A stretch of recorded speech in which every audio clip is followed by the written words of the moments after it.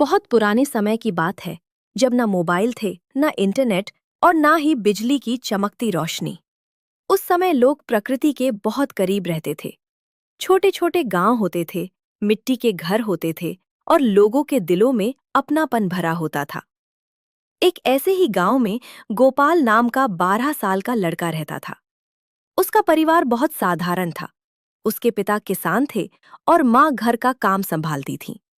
उनका घर मिट्टी और लकड़ी से बना था, जिसकी छत पर सूखी घास डली हुई थी। हर सुबह सूरज निकलने से पहले गांव में मुर्गे की आवाज गूंजती थी। उसी आवाज से लोग उठ जाते थे।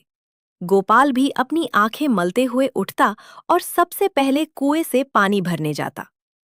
उस समय घरों में नल नहीं होते थे। गांव के सभी लोग कुएं या नदी से पानी लाते थे। सर्दियों की सुबह में ठंडी हवा चलती, लेकिन लोग फिर भी जल्दी उठकर अपने काम में लग जाते थे। गोपाल की माँ मिट्टी के चूल्हे पर खाना बनाती थी।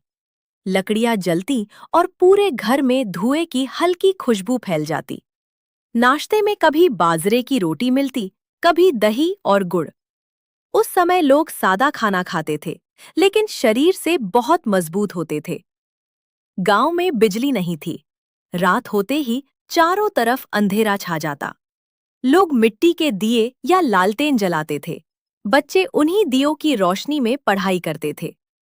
गोपाल का स्कूल गांव से काफी दूर था। वह रोज अपने दोस्तों के साथ पैदल स्कूल जाता। रास्ते में खेत, पेड़ और छोटी नदी पड़ती थी। बच्चे रास्ते भर हंसी मजाक करते और पेड़ों से आम तोड़ते हुए जाते। उस समय स्कूल भी बहुत साधारण होते थे। फर्श पर बोरी बिछी होती और बच्चे उसी पर बैठकर पढ़ते। मास्टर जी बहुत सख्त थे, लेकिन दिल के अच्छे थे। वे बच्चों को सिर्फ पढ़ाई ही नहीं, बल्कि ईमानदारी और संस्कार भी सिखाते थे। शाम को जब लोग खेतों से लौटते, तो पूरा गांव एक परिवार जैसा लगता। कोई किसी के घर बैठा होता, कोई चौपाल पर बातें कर रहा होता। गांव के बुजुर्ग पुराने किस्से सुनाते और बच्चे बड़े ध्यान से सुनते। त्योहारों का समय सबसे खास होता था। दिवाली पर पूरे गांव में मिट्टी के दिए जलते। होली पर लोग ढोलक बजाते और मिलकर गाने गाते। उस समय त्योहारों में दिखावा नहीं, बल्कि सच्ची खुशी होती थी। एक दिन गोपाल ने अपने दादाजी से पूछा, दादाजी, हमारे पास शहर जैसी बड़ी चीजें क्यों नहीं हैं?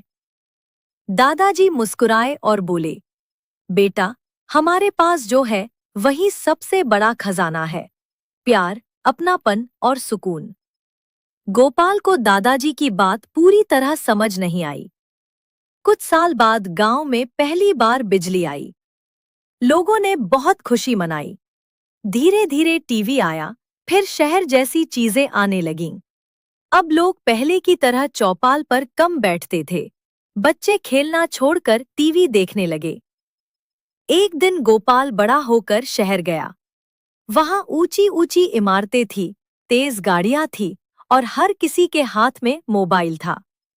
लेकिन शहर में लोगों के पास समय नहीं था। पड़ोसी एक दूसरे को ठीक से जानते भी नहीं थे। गोपाल को अपना पुराना गांव याद आने लगा। मिट्टी की खुशबू, दादी की कहानियां, दिए की रोशनी और वह सादा लेकिन खुशहाल जीवन।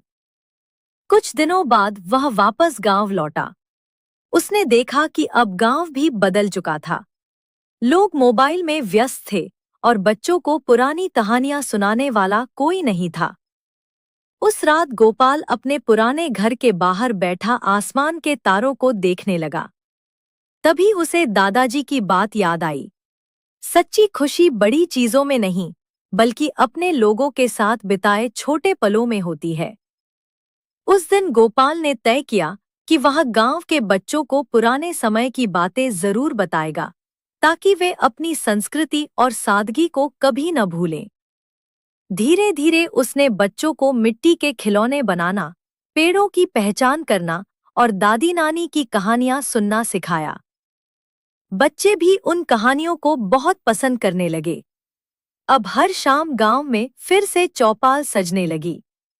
लोग मोबाइल छोड़कर एक दूसरे के साथ समय बिताने लगे।